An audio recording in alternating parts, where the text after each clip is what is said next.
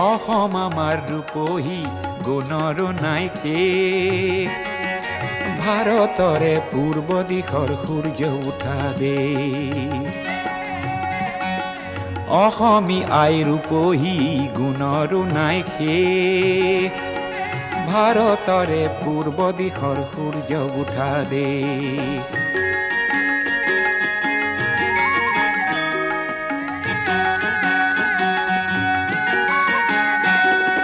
গোটেই জীৱন বিচাৰিলেও অলেখ দিবস ৰাতি।